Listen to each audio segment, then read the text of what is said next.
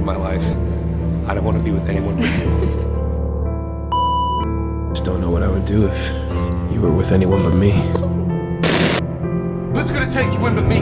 Carlos, stop it!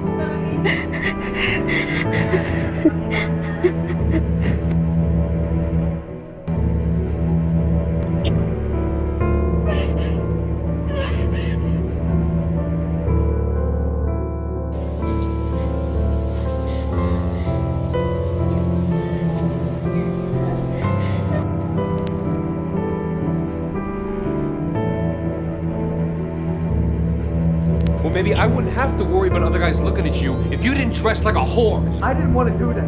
You just don't listen. Johnny, wait, just hold on! YWCA hotline. How can I help you?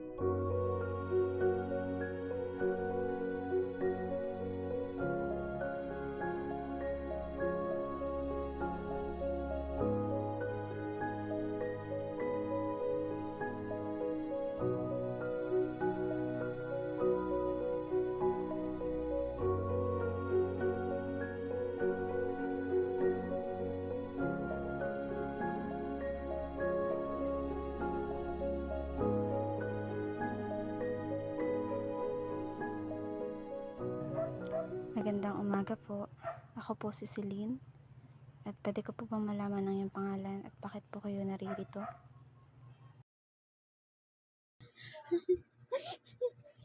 Ma'am, hindi ko na po kasi talaga alam ang gagawin ko. And I'm so lost.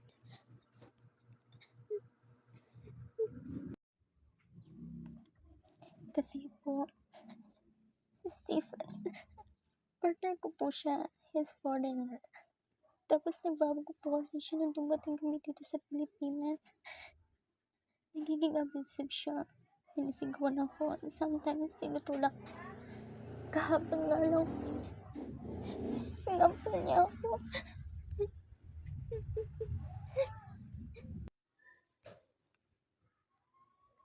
Natatakot po ako. At ma'am, hindi ko alam kung anong dapat ko gawin. I'm really scared for my safety. And sana, ma'am, natatakot ako para sa kanya. Akin pong naiintindihan ang iyong mga karanasan at naiintindihan ang iyong mga damdamin. Gusto ko lang pong sabihin sa inyo na lahat ng inyong mga naranasan ay hindi mo kasalanan. At ka po at ang aking mga kasamahan ay Tutulungan po ba nila ako? Will they really help me? Opo. Gagawin po natin ang lahat ng ating makakaya para mapagaan at maging mas mabuti ang inyong kalagayan ng inyong anak. Sa ngayon, kailangan po muna natin magkaroon ng masusing imbestigasyon tungkol po sa inyong kaso. Kaming mga social workers at VAUSI officers ay magtutulong-tulong po para mapabuti ang iyong kalagayan. Maraming salamat po, ma'am.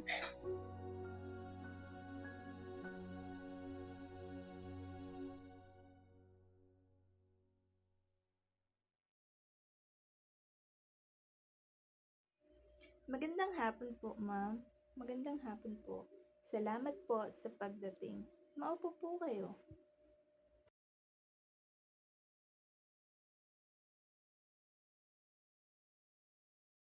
So, bago po ang lahat, ako po muna ay magpapakilala sa inyo. Ako po si Gloria Lim Francisco at isa po akong VAUSI officer.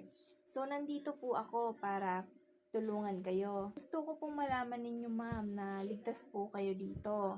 Nandito po kami para tulungan kayo.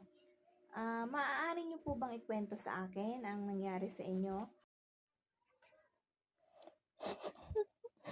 Kasi po, si Stephen, partner ko siya, and he's a foreigner. Tapos, nagbago po siya nung dumating kami dito sa Pilipinas. Nagiging abusive siya. Sinisigawan niya ako. Sometimes tinutulak pa. Pero kahapon nga po, sinampal niya ako. Naiintindihan ko po ang inyong sitwasyon, Ma'am Lovely. Ito po ay isang seryosong bagay at hindi po ito dapat palampasin. Ang unang hakbang po natin ay magsasagawa tayo ng formal na investigasyon. Nandirito rin po ang aming tanggapan upang magbigay ng psychosocial support sa inyo, Ma'am Lovely.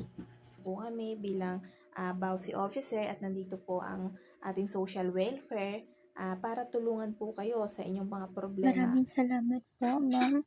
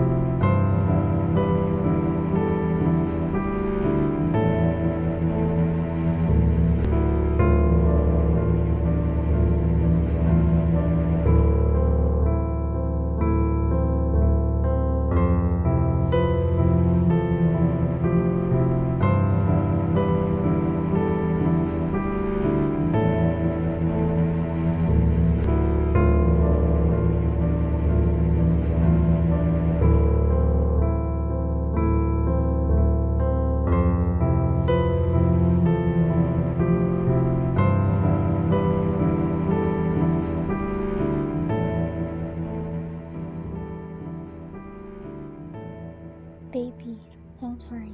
Everything will be okay. Stop crying. Stand up. We're gonna be safe now. Wala nang mangyayaring masama sa atin. Stop. To every woman who survived abuse, your strength is breathtaking. You are a survivor, a warrior, and your voice matters.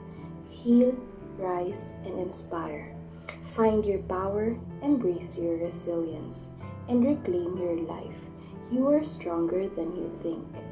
Your journey is a testament to your courage.